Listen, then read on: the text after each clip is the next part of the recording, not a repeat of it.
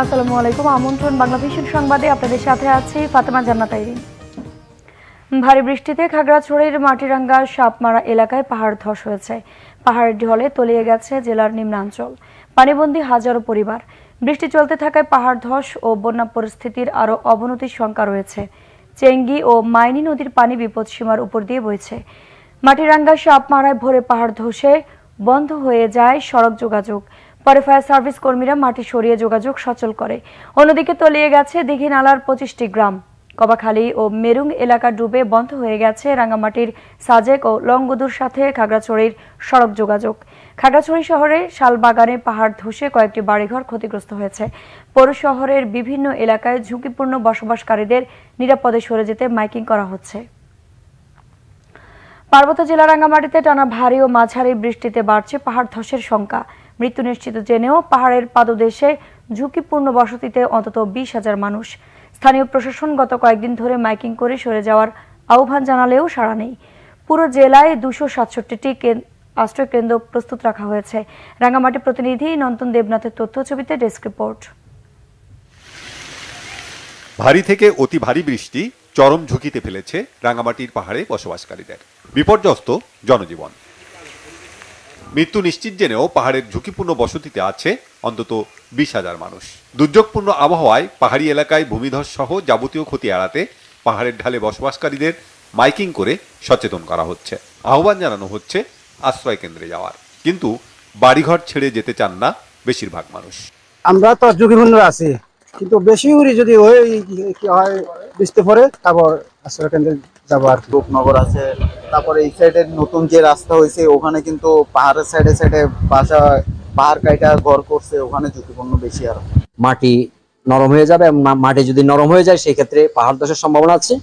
ইতিমধ্যে যারা প্রশাসন থেকে আমাদেরকে নির্দেশনা দিয়েছে আমরা যাতে করি আপনার ওই অতিরিক্ত বৃষ্টি হলে মানুষজনকে যাতে আশ্রয়কেন্দ্রে নিয়ে আসি, সেই জন্য আমরা এলাকাবাসী প্রস্তুত। আমরা যে এখানে যে পোলাপান আছে আমরা নিয়ে সবকিছু নামাই, আমরা বিএমএ আশ্রয়কেন্দ্র দেওয়া হয়েছে, তো ওখানে পৌরসভা থেকে জেলা পরিষদ থেকে মানে সব জায়গায় বলছে ওখানে নেওয়ার জন্য। আমরা সবাই প্রস্তুত আছি ওখানে যাওয়ার জন্য। ভারী বৃষ্টি, এখানে মাটিগুলো বালু মাটি, সেক্ষেত্রে ভূমিধসের কিছু আশঙ্কা থেকে যায়। তারপরে আমরা সবসময় সতর্ক থাকি, অবস্থার অবনতি দেখি আমরা আশ্রয় কেন্দ্রে চলে যাব। পাহাড়ের ঝুঁকিপূর্ণদের নিরাপদে সরিয়ে নিতে কাজ করছে রেড ক্রিসেন্ট ও বিভিন্ন স্বেচ্ছাসেবী সংগঠন। ঝুঁকিপূর্ণ যে এলাকাগুলো আছে সেই এলাকাগুলোতে আমরা অলরেডি মাইকিং কার্যক্রম চলমান রেখেছি। পাশাপাশি যারা ঝুঁকিপূর্ণ অবস্থায় বসবাস করছে তাদেরকে আমরা আশ্রয়কেন্দ্রে যাওয়ার জন্য আহ্বান জানাচ্ছি। আমরা চেষ্টা করছি যারা ঝুঁকিপূর্ণ অবস্থায় অবস্থান করছেন তাদেরকে আশ্রয়কেন্দ্রে নিয়ে যাওয়ার জন্য।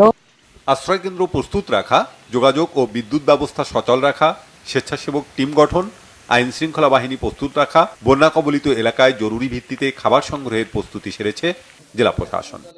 আসতে চায় না মানুষ, তাদেরকে অনেকটা জোর করেই তাদের নিয়ে আসতে হয়। আবার নিয়ে আসলে আবার পানি অনেক সময় চলে যায়, তার জন্য পানি দিতে না পারে। গতবার আমরা সেখানে পুলিশ রেখেছিলাম, একেবারে পূর্ণ প্রস্তুতি আমাদের আছে এবং ইউনোদেরকে আমরা সেইভাবে নির্দেশনা দিয়েছি তারা যেন একদম পূর্ণ প্রস্তুতি রাখে। কোথাও কোনো যদি এই ধরনের কোনো দুর্ঘটনা ঘটে যেন দ্রুত আমরা সেটিকে অ্যাড্রেস করতে পারি। 2017 সালের 13 জুনে রাঙ্গামাটিতে ভয়াবহ পাহাড় ধসের ঘটনায় 5 সেনা সদস্য সহ প্রাণ যায় 120 জনের। পরের বছর 2018 সালে নানিয়ারচরে 12 জুন পাহাড় ধসে মৃত্যু হয় আরও 11 জনের। এমন ঘটনার পুনরাবৃত্তি ঠেকাতে তৎপরতা বাড়িয়েছে প্রশাসন। Bangla vision news desk. আজ বিসিবির বোর্ড মিটিং। প্রধান নির্বাহী নিজামুদ্দিন চৌধুরী সুজন জানিয়েছেন, মিটিংয়ে বিশ্বকাপে বাংলাদেশ দলের পারফরমেন্স নিয়ে আলোচনা হবে। আফগানিস্তানের সাথে সিরিজ পিছিয়ে দেওয়ার বিষয়টিও আছে এজেন্ডায়। প্রধান নির্বাহী আরও জানিয়েছেন, বিপিএল এর পরবর্তী আসর ভালোভাবে এবং পরিকল্পিতভাবে বিপিএল আয়োজনে কাজ শুরু করছে বোর্ড। সেপ্টেম্বরের প্রথম সপ্তাহের দিকে হবে প্লেয়ার্স ড্রাফট। এফটিপির সাথে সমন্বয় করে বিপিএল এর জন্য সময় চূড়ান্ত করা হবে।